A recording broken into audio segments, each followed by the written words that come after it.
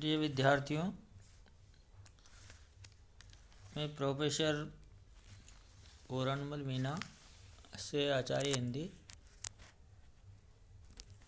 राजकीय शहीद कैप्टन रिपुदमन सिंह राजकीय महाविद्यालय सवाई माधोपुर। विद्यार्थियों, हम आज से पूर्व कबीरदास जी के शब्द के बारे में चर्चा कर चुके हैं और कबीरदास जी के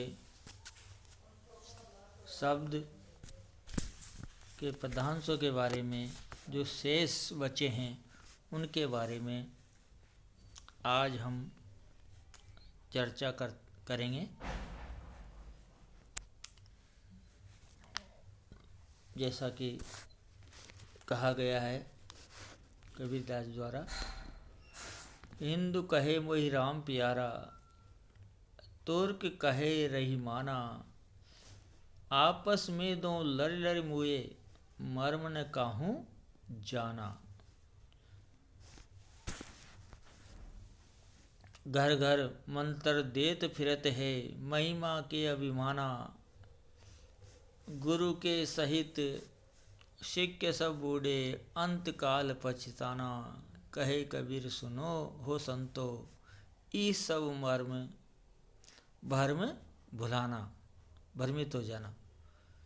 केतिक कहो कहाँ नहीं माने, सहजे सहज समाना।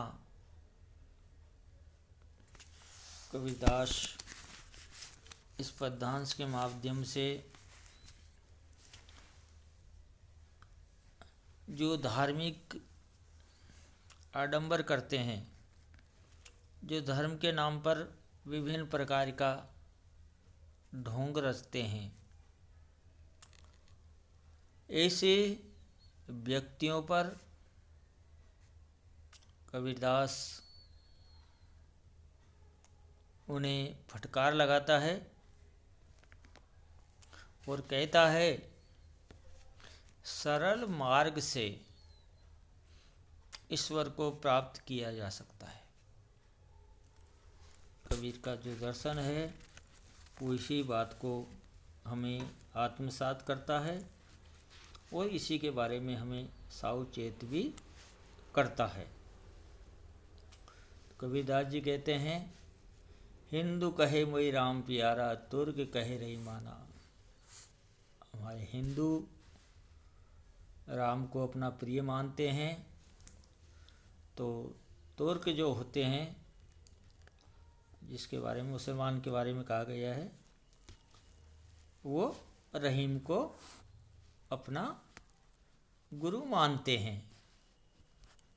यानी भगवान मानते हैं। तो कबीरदास जी कहते हैं, आपस में दो लड़ लड़ मऊ, मर्म न काहूँ जाना।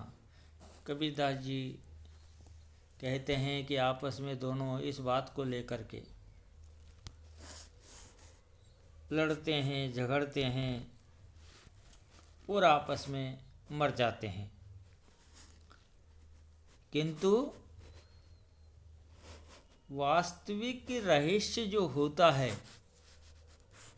उसके बारे में कोई भी नहीं जानता है। उसकी वास्तविकता को, उसके मर्म को कोई नहीं जानता है और इसी कारण से घर घर मंत्र देत फिरत में महिमा के अभिमाना, गुरु के सहित शिष्य सब बूढ़े, अंत काल पछताना। कबीरदास जी कहते हैं कि जो धार्मिक प्रवृत्ति के जो लोग होते हैं, वो लोगों के घर घर जा कर के अपने उपदेश देते हैं, अपने मंत्र देते हैं और अपने आप को बहुत बड़ा ज्ञानी मानते हैं और उस पर वो क्या करते हैं, अभिमान करते हैं, गर्व करते हैं। गुरु के सहित शिष्य सब बूढ़े, अंत काल पछताना, कहे कबीर सुनो हो संतो, ई सब मर्म भुलाना, कहती कहो कहाँ नहीं माने, सहेजे सहेज समाना।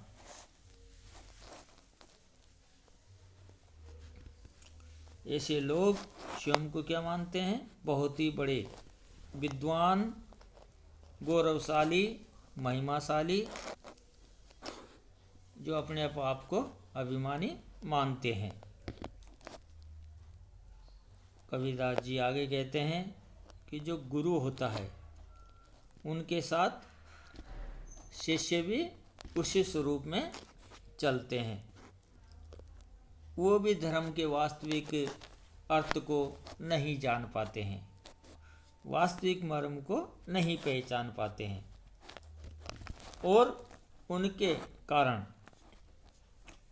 उनका शिकार होकर के इस प्रकार का कार्य करते हैं, उन्हें बाद में पछताना पड़ता है। क्योंकि धर्म का जो वास्तविक रहस्य है, जो स्वरूप है, उसको यदि आप नहीं जानेंगे तो आप क्या करेंगे? इन ढोंगी लोगों के चक्कर में आकर के अपनी वास्तविकता को नहीं पहचानेंगे और इन रूढ़ियों, आडंबरों में अपना जीवन जो है समाप्त कर देंगे। इसलिए कबीरदास जी कहते हैं, कहे कबीर सुनो हो संतो, ई सब भरम भुलाना, केतिक कहा नहीं माने, सहेजे सहेज समाना। अंत में कबीरदास जी कहते हैं कि हे संतों सुनिए, ये जो व्यक्ति है इस प्रकार की बात करने वाले हैं, वो धर्म के बारे में अनभिज्ञ है, कुछ नहीं जानते हैं।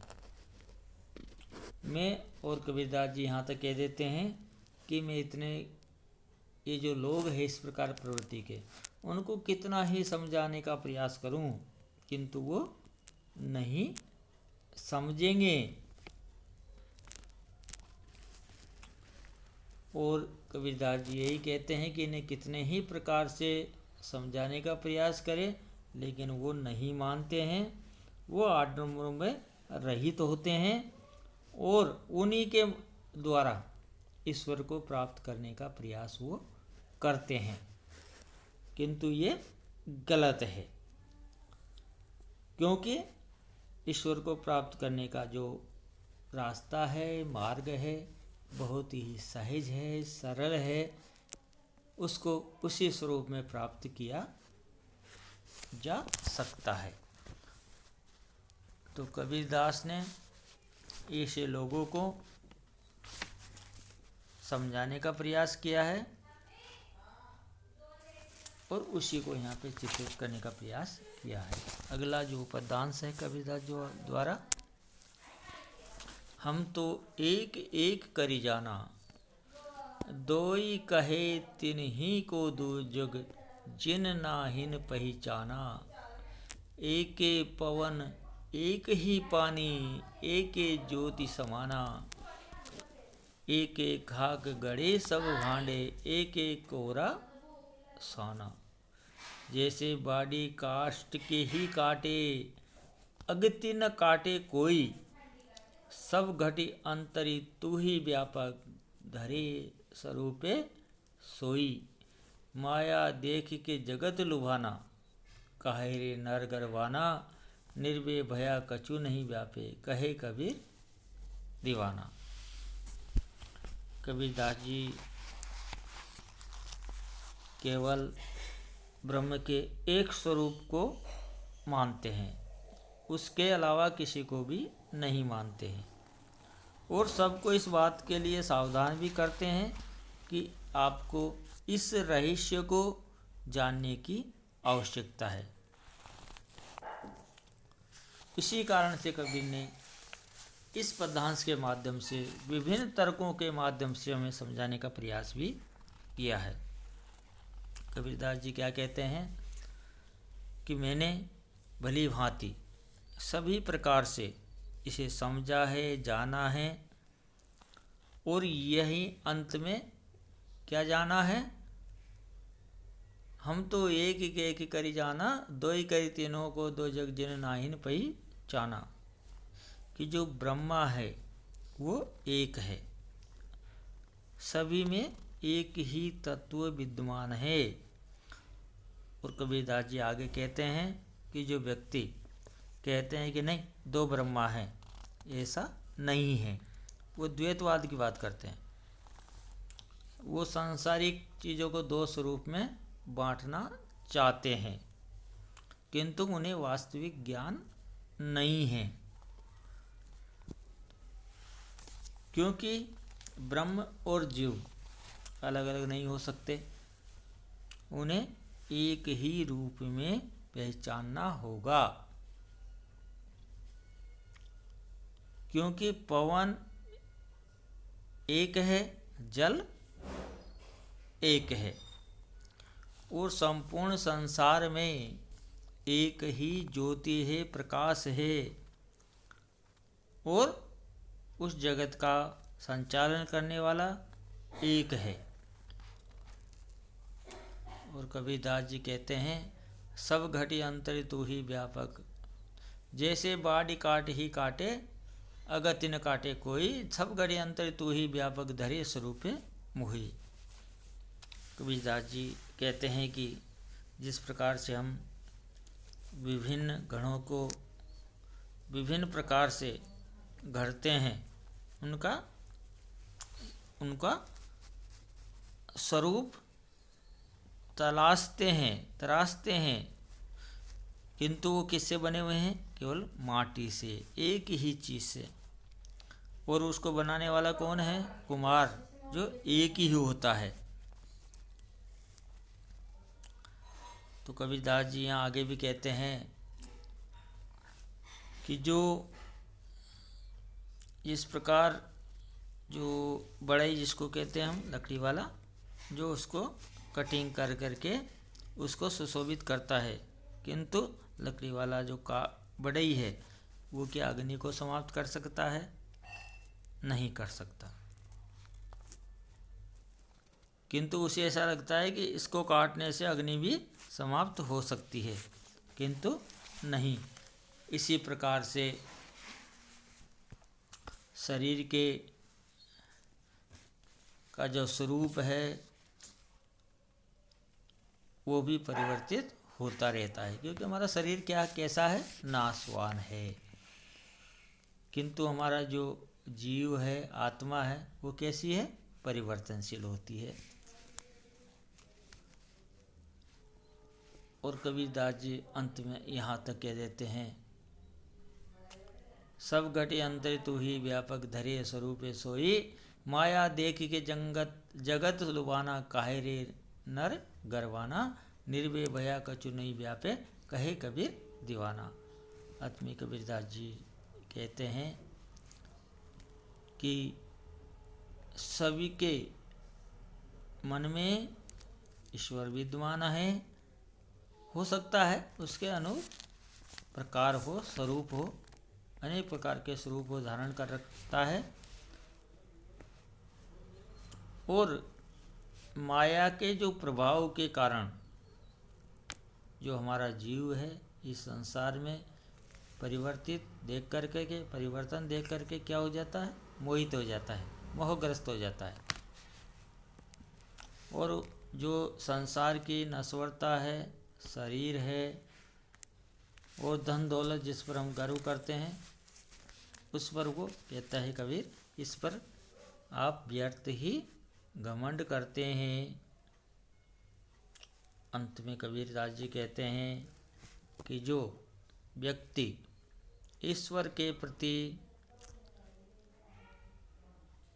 ईश्वर के आराधना के प्रति जो मस्त रहता है, लीन रहता है, जो मोह माया से दूर रहता है, वे जीव निर्भय